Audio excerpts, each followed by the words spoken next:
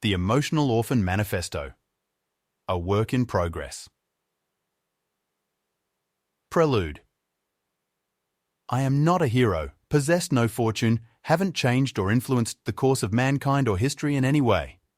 I am not a messiah nor a movie of the week. I am unaware of any whose life has been permanently altered by knowing me, and for the most part, I know nothing about the lives today of those I touched or crossed paths with. On the other hand, I am no serial killer, thief, dictator, malingerer, or miscreant.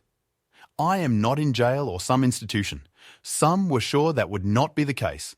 I am not dead. Bets were surely placed on how long I'd last. I am the product of and son of a golden child. I have so much potential and opportunity. So I've been told. Frequently. Mine is a story the world could probably do without, but for me, it is one that must be told. 1. A wise man said after being told of his impending death from a terminal illness, "I lived my life exactly the way I chose, and I intend on living my death the same way." This, for me, started some soul-searching. How had I lived mine? I found through my introspection that I had lived it in bits and pieces, glimmers and glimpses, equations with no sums. I felt as though I had been given only 55 minutes for each hour I had lived, or as though I had only used that many. The others ticked away. If I watched it as a movie, would it be as tragic as my excuses would have it to be? Could it be wrapped as a comedy, perhaps a comedy of errors, as absurd and ridiculous as Lucy and Ricky, The Honeymooners, or anything Hollywood could dream up? Would it be like I had been punked, or simply another soap opera? We now return for the second half of Days of Our Minutiae. I do believe it could never be as popular. I suspect, when compared to a steady fare of reality TV, my life has had very little TV-worthy reality. Poets, authors, writers and artists of all sorts stick to the notion that you should never show a work in progress. As common and accepted as this may be, and at the egotistical risk of giving myself one of these lofty titles, I have no choice but to show this work. Even after I am long gone, with or without my answers, this work may never be complete. Magicians have a code which demands they never reveal the secrets of their magic.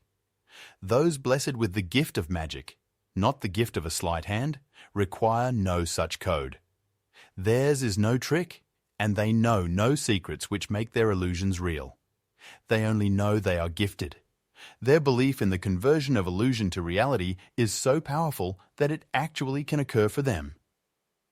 As a man thinketh, and all that jazz. Since I am not dexterous enough to be a prestidigitator, and since my belief in magic is not strong enough to make anything happen, the writing of this text is an exercise designed to put my belief in magic, or miracles, to the test.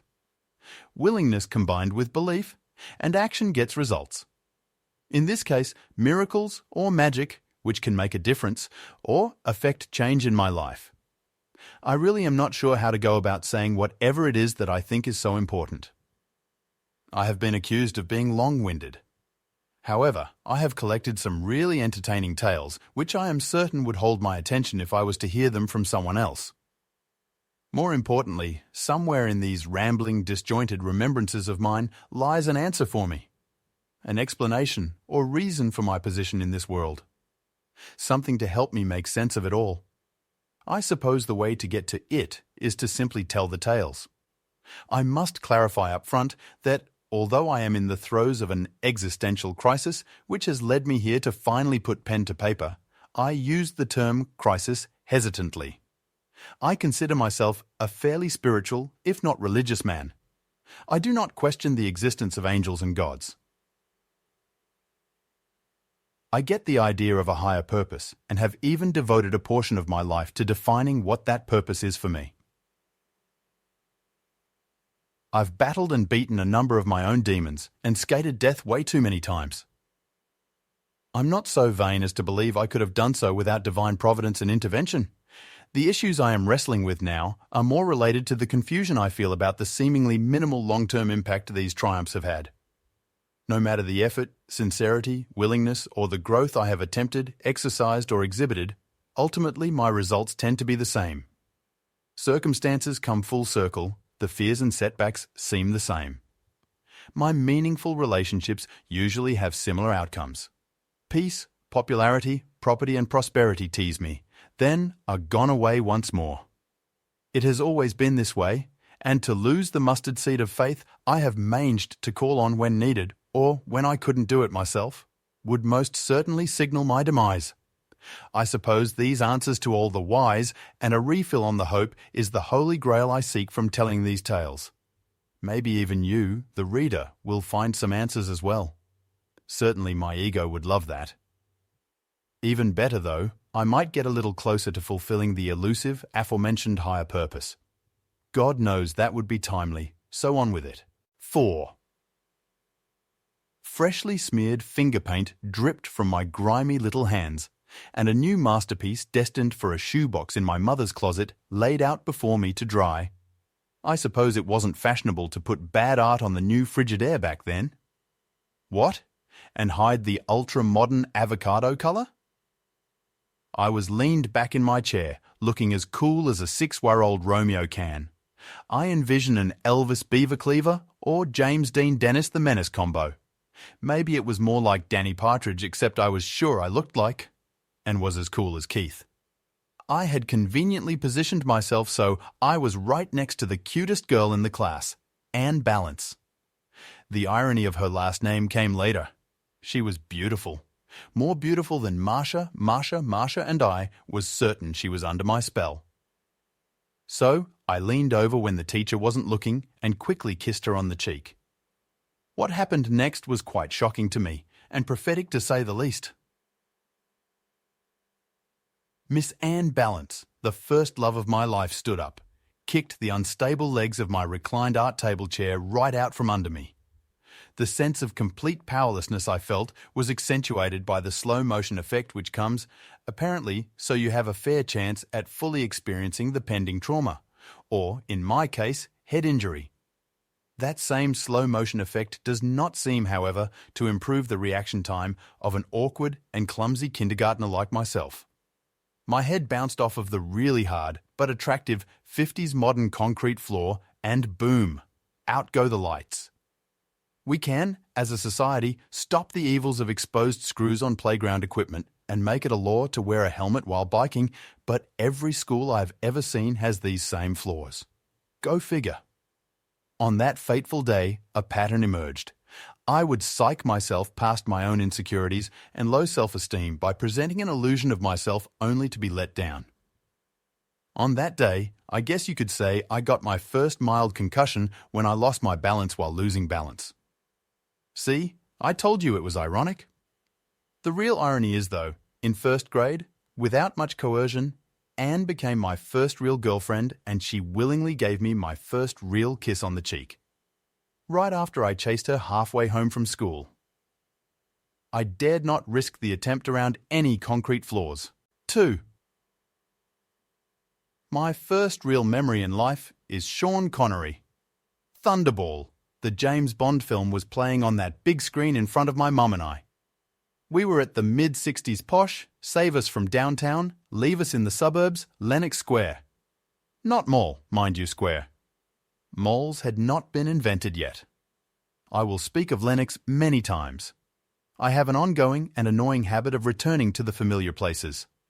My life and reaction to it has had me riding the pendulum. I swing from one extreme to the other, and when the ride allows me some slight control, I usually return to some familiar place, person, behavior, or a combination of the three that offers comfort or familiarity. My mind and memory, however, do not always serve me so well. The tender moments of a son and mother getting some together time at a suburban movie theatre and the larger-than-life adventures of a suave British international spy are warm fuzzies which could never be replaced, nor duplicated at Lenox or anywhere else. I naturally forget the argument she had with my father that led to this act of defiance instead of polishing the furniture with pledge. My other many returns there generally were for very different reasons with much less heartwarming results. My dentist was there. He rebuilt my smile there after I broke bicycle restriction, got hit by a car, and lost 2 of my brand new, permanent teeth. I had many shoplifting competitions there with my junior high school hoodlum buddies, way before prevention devices and real gangs. After getting the crap beaten out of me while skipping school in Chastain Park for being a 15-year-old drunk, dumb smartass, I ended up there, in a stupor, covered in blood, for about 4 hours before I knew it. No one helped me at all. I fell in love with Valerie Knight that day for taking care of me on the public transportation bus ride home. Call me Val, I miss you. See, it's the pendulum again. I even saw a drag queen spend more money on a dress there than I have ever seen spent on one dress to this day. Tips from the locker room the night before made it possible. I was there to see Bobby Brown and his posse get banned from there before Whitney tried to save him, then subsequently fall out of grace with him. That was the 70s and 80s for you in suburbia. I can assure you, downtown was certainly no more dangerous. I was always anywhere I went, and I was my only real danger. Coupled with the unyielding and paradoxical circle fate had in store, presenting the same general results I have always ended up with, like loneliness and poet's poverty, I can always find justification for my excesses, my excuses, and ex-wives in sweet self-pity. But I digress. 3. Age 6. Self-imposed turmoil really started. I decided what I wanted to be when I grew up before I started school. I wanted to excel as a liar, be an asshole, a ladies' man, and invisible to myself. So I set about seeking that goal. Little Johnny and his family lived directly behind us. Since I had a swing set, Tiger the dog, and the pseudo-security of chain-link fence, war, cops and robbers, and tag were events generally held at my house. I suspect the huge picture window and my mum's Hawkeye peak was more likely than Tiger, as babysitter was. I remember feeling more trapped than secure. I have no recollection of ever playing anywhere else but that yard. A typical Georgia summer day. 106 degrees, 112% humidity. The chain-link fence would melt a 6-year-old hand like a grill marks a burger. I really wanted to climb it and visit Johnny. There was something mysterious about the house I could always see but never visit. Mum hinted at something dark, nefarious. Much later, I was informed she was alcoholic. We would have gotten along well. Being the well-adjusted poster child I was, I went to Mum and asked to cross the border so I could go play at Johnny's. I was told, in her own loving, overprotective way, no. I wasn't sure why wanting to play there made me crazy, but apparently it did. I whined and begged the way little boys do to no avail. All my pleading got me one thing, a stern admonishment to not scale the wall and to not ask again. The small devil on my left shoulder spoke louder to me than the small angel on my right, since my father jump-started my first spiritual crisis by informing me that we had to go to church on Sundays because it was good for business. This day, what I heard through my I never get my way ears were directives to rebel. Much later, I would have equated it to fuck you. So I did. I rebelled. I went to the backyard, marched straight over to the fence and climbed right over. I double-checked the picture window only to see Mum watching me do it, so I ran. I hid at Johnny's for a while until his dinner time forced me to go home. When I got there, of course I was met by Mom, who was, well, pissed. There it was, the first conscious lie I ever remember telling. I swore to no end I did not climb the fence for a furlough. Funny, I have no recollection of explaining my whereabouts, nor do I recall anything about Johnny's. Only the memory of telling and actually believing the lie that I'd not crossed the line. I do not think I've ever recanted. Thank God invisible pet fences had not been invented yet, or I may have spent the rest of my formative years in a collar, or with a fence-induced electroshock lobotomy.